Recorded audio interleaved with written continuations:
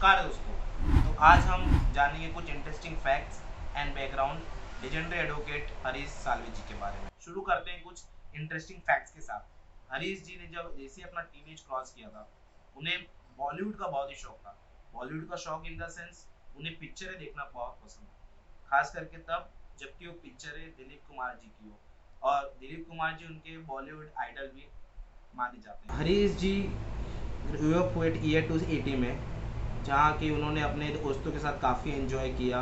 चाय पे चर्चा करना, पास के जंगल में जाके विजिट करना फ्रेंड लोगों के साथ। और एक इंटरेस्टिंग फैक्ट ये है कि उन्हें ढाबा पे जाके खाना खाना बहुत ही पसंद था अपने दोस्तों के साथ। और इसके साथ साथ उन्हें कॉलेज में डेली बेसिस पे आना, लेक्चर्स अटेंड करना, एंड कॉलेज में उन्होंने बहुत ही अच्छा नाम कमाया, जिसके बाद उनके फैमिली ने उन्हें फैमिली कार दी ताकि वो ड्राइव कर सके मिलघाट टाइगर रिजर्व के लिए। कॉमर्स में ग्रेजुएशन होने के बाद हरीश जी ने बहुत ही जल्दी अपना पैशन पहचान लिया था कि वो टैक्सेशन और लॉ में है। जैसा कि हम जानते हैं, हरीश जी के भी पिताजी, जो कि एक बहुत ही बड़े चार्टर्ड अकाउंटेंट थे नागपुर में, तो जब वो टैक्स की मीटिंग को लीड किया करते थे, तो हरीश जी बड़ी ही ध्यान से और सूझबूझ से उस मीटिंग को सुनते और उसमें से टेकअवे लेते। और आपको ये जान के हैरानी होगी कि वो जो टैक्स की मीटिंग जो उनके पिताजी लीड करते हैं, वो किसी और की नहीं बल्कि एक्टर दिलीप कुमार जी की थी, जो कि था income tax officer versus Dilip Kumar. और ये हियरिंग रोज़ाना बेसिस पे चल रही थी, यानी डे टू डे बेसिस पे, जून 1975 में। इसी के एक महीने पहले यानी कि मई 1975 में हरीश जी ने अपना ग्रेजुएशन पूरा किया था। और इस केस में हरीश जी के डैड ने उनको केस की फाइल ट्राइब्यूनल तक लेके आने के लिए बोल दिया था। तो हरीश जी का ऐसा मानना है ये उनका फर्स्ट इन्वॉल्वमेंट था लॉ में, और ये उनका फर्स्ट केस भी था। केस कुछ ऐसा हुआ कि बॉम्बे हाई कोर्ट में तो जीत गए, लेकिन अथॉरिटी ने अपील फाइल किया सुप्रीम कोर्ट में, जो कि हरीश साल्वे खुद जाके उसकी हियरिंग करने वाले थे। बट मात्र 45 सेकेंड में वो अपील को सुप्रीम कोर्ट ने डिसमिस कर दिया। और ये था उनका फर्स्ट केस, और ये बोलते हैं उनके लिए बहुत ही बड़ा केस था, because this was the first case for the legendary, जो लेजेंड बनने वाले थे हरीश साल्वे जी। ऐसी ही और एक घटना हुई थी जिसके बारे में बताते हैं कि हरीश जी जब अपने सीए फाइनल की पढ़ाई कर रहे थे, उस दौरान उनके पिताजी ने उनको एक ब्रीफ बनाने के लिए कहा था, जो कि रिलेशन था स्टैंडिंग कमेटी के कुछ रिपोर्ट से। तो जब हरीश जी ने उस ब्रीफ को बना के अपने पिताजी को दिखाया, तो वो उससे बहुत ही खुश हुए। और उन दिनों उनके पिताजी ब्रीफ किया करते थे नानी पालकीवाला जी को। तो जब उन्होंने वो ब्रीफ नानी पालकीवाला जी को दिखाया, तो वो ब्रीफ देख के बहुत ही खुश हुए, एंड उन्होंने हरीश को शाबाशी दी और उन्होंने बोला हरीश साल्वे जी को कि आप कब लॉ ज्वाइन कर रहे हो। हरीश जी ये मानते हैं कि पालकीवाला ही उनका ड्राइविंग फोर्स थे लॉ एज अ करियर चुनने के लिए। हरीश जी का ये भी मानना है कि बचपन से उनके अंदर एक प्रोफेशनल क्वालिटी भी बिल्डअप हो गई थी, बिकॉज उनके ग्रैंडफादर जी, जो कि एक बहुत ही सक्सेसफुल क्रिमिनल लॉयर थे, एंड उनके पिताजी बहुत ही बड़े एक चार्टर्ड अकाउंटेंट, एंड उनकी माता जी जो कि डॉक्टर थी। तो उन्हें प्रोफेशनल क्वालिटीज़ बहुत ही यंग एज में उन्हें अपने घर से मिल गई थी, और ये बहुत ही एक अहम हिस्सा है उनकी सक्सेस में। उन्होंने कहा है प्रोफेशनलिज्म। हरीश जी ये मानते हैं कि कोई भी चीज़ को करने के लिए और एक्सप्लोर करने के लिए आपको रिस्क लेना पड़ेगा। कुछ ऐसे ही उन्होंने 1978 में हरीश जी ने ये फैसला लिया कि वो दिल्ली शिफ्ट होंगे और बार ज्वाइन करेंगे। तो वहाँ जाके वो as a intern advocate JB Dada Khan जी की तरह ज्वाइन हुए, और इसी दौरान उन्हें ये अपॉर्चुनिटी मिली कि वो नानी भाई पालकीवाला को मिनर्वा मिल केस में ब्रीफ करें। 1980 में हरीश जी एनरोल हो गए बार ऑफ दिल्ली हाई कोर्ट में। आर्टिकलशिप के दौरान उन्हें 50 रुपये स्टाइपेंड मिलता था, जो कि वो बोलते हैं कि चाय और सुट्टे के लिए काफ़ी था। जब वो दिल्ली शिफ्ट हुए, तो उनकी जब मुलाकात पालकीवाला जी से हुई, नानी भाई पालकीवाला से, तो पालकीवाला जी ने उन्हें सजेस्ट किया कि वो सोलिस औरत जी का चेम्बर ज्वाइन करें। इसके बाद जब उन्होंने वो चेम्बर ज्वाइन किया सोलिस औरत जी का, इसके बाद उन्हें कभी पीछे मुड़ के नहीं देखा, और यही था उनके लाइफ का टर्निंग पॉइंट। इसके बाद आता है उनके लाइफ का रियल चैलेंज, जो था बियरर बॉन्ड केस। ये केस था, ये कॉन्स्टिट्यूशनल बेंच के सामने होने वाला था, और हरीश जी ये मानते हैं कि यही केस ने उनके अंदर एक लॉयर एस्टैब्लिश किया। और इस केस के बाद जो काफ़ी सीनियर ने उनकी काफ़ी तारीफ की। तो क्या था ये केस हम जानते हैं। सो 1981 में गवर्नमेंट ने बियरर बॉन्ड इशू किया। What is bearer bond? So bearer bond क्या होता है कि आप कैश को इजीली बियरर बॉन्ड में कन्वर्ट कर सकते हो, likewise black money into white money.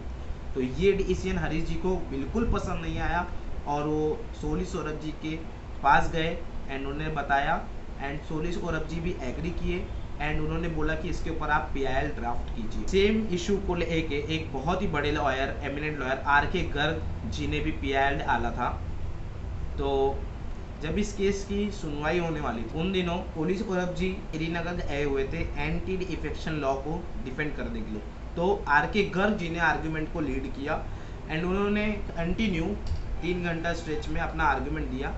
ऐसा कि हम जानते हैं कि वो कॉन्स्टिट्यूशनल लॉयर थे, तो उन्होंने ज़्यादा फोकस किया था कॉन्स्टिट्यूशनल फिलोसॉफी पे। हरीश जी का ये मानना है कि उनके आर्ग्यूमेंट से जजेस सेटिस्फाई नहीं थे। फिर इसके बाद बारी आती है हरीश जी ऐसा मानते हैं कि एक लंबे आर्ग्यूमेंट के बाद जज ये नहीं चाहते थे कि अब हरीश जी भी लंबा चौड़ा आर्ग्यूमेंट दें, वो ये चाहते थे कि हरीश जी जल्दी से जल्दी अपना आर्ग्यूमेंट ख़त्म करें। तो उन दिनों ऐसा कहा जाता है कि जो चीफ जस्टिस ऑफ इंडिया थे वी.वाई. चंद्रचूड़, वो बहुत ही एनकरेजिंग थे, लाइक यंग लॉयर को एनकरेज करते थे। बट उस दिन ऐसा कुछ मतलब बिल्कुल नहीं था। वो बस ये चाहते थे कि हरीश जी अपना आर्ग्यूमेंट जल्दी से जल्दी ख़त्म करें और ये मैटर क्लोज हो। चीफ जस्टिस ऑफ इंडिया ने बोला कि हो गया या आपको और भी कुछ बोलना है। इस पे जस्टिस भगवती जी ने इंटरप्ट किया एंड बोला कि आपने RK गर्ग जी को 3 घंटा लंबा सुना, अब जब ये यंग मैन कुछ वैलिड पॉइंट बोल रहा है तो आप उसको बोल रहे हो जल्दी खत्म करो। एंड बाकी जजेस ने भी उनको सपोर्ट किया।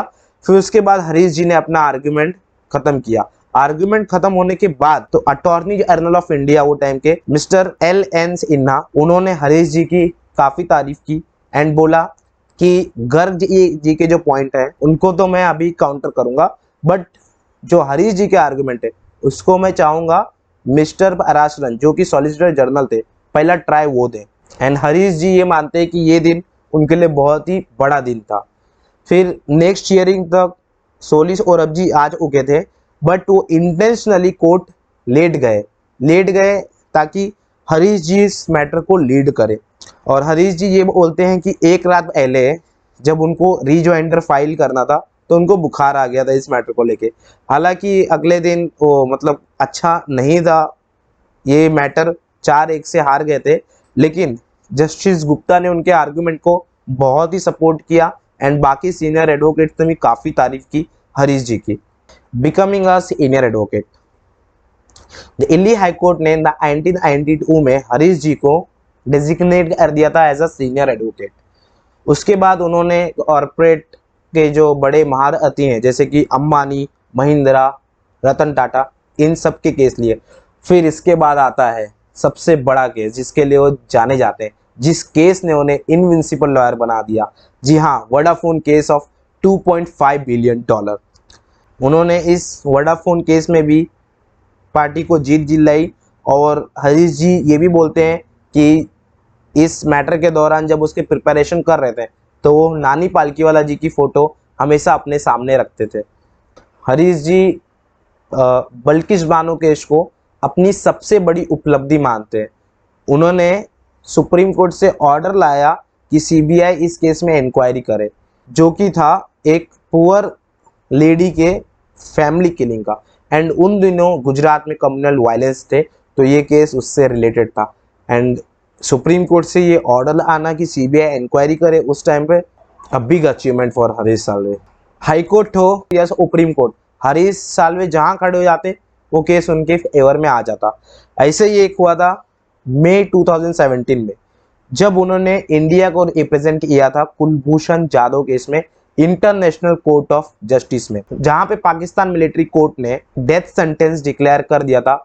उस पे हरीश साल्वे जी इंटरनेशनल कोर्ट ऑफ जस्टिस जाके उस पे स्टे ऑर्डर लेके आए और ये केस उन्होंने मात्र ₹1 में लड़ा। ऐसी और एक घटना है 2001 में, जब दिल्ली NCR में गवर्नमेंट का जो मूव था CNG ऑटोमोबाइल में लेके आना, उससे लोग खुश नहीं थे। उनका ये मानना था कि बहुत पुअर इंफ्रास्ट्रक्चर है। बट इस केस में भी जस्टिस वर्मा जी ने हरीश साल्वे जी को एज अ एमनिकस क्यूरिया अपॉइंट। तो इस केस में जस्टिस वर्मा जी ने हरीश जी को एमनिकस क्यूरिया अपॉइंट किया था ताकि वो इस केस में अपनी राय और अपना लीगल नॉलेज दे सके। और फिर उसके बाद इस मैटर में दिल्ली गवर्नमेंट को सुप्रीम कोर्ट ने फोर्स किया कि वो सीएनजी में स्विच हो जाएं। Regardless of after this decision supreme court was bullied by the peoples and also Harish Salve ji पे भी पर्सनली अटैक हुए इस जजमेंट के बाद। बट हरीश जी का ऐसा मानना है कि it was a need of the hour to introduce clean fuel as a solicitor general of India. So 1999 में Harish ji solicitor general of India बने। इस दौरान उन्होंने ये जाना कि कौन से प्रॉब्लम्स सरकारें फेस करती हैं एंड उन्होंने बहुत सारे इम्पोर्टेंट केसेस में भी हेल्प की, जैसे कि एक केस था तमिलनाडु वाटर डिस्प्यूट केस। इस केस में क्या हुआ था, कर्नाटक स्टेट ने कावेरी रिवर का जो पानी है वो ब्लॉक कर दिया था, वो जाने नहीं दे रहे थे। बट हरीश जी ने इस केस को लीड किया एंड कर्नाटक सीएम के खिलाफ कोर्ट ऑफ कंटेम्प्ट इशू हुआ। 2013 में साल्वे जी एडमिट हो गए थे इंग्लिश बार में एंड फिर उन्होंने ब्लैक स्टोन चेंबर ज्वाइन किया। उनकी इसी सारी कामयाबियों और उनके अच्छे कामों की वजह से उन्हें 2015 में गणतंत्र दिवस के दिन पद्म भूषण से नवाजा गया, जो कि कंट्री का 3rd हाईएस्ट सिविलियन अवार्ड है। तो ये थी जर्नी हरीश साल्वे जी की और मेनी मोर काउंटिंग वो अभी प्रैक्टिस कर रहे हैं और काफ़ी लैंडमार्क जजमेंट्स आते रहेंगे। थैंक यू दोस्तों। एमनिकस क्यूरिया का मतलब होता है कि कट बताएंगे उसका मतलब।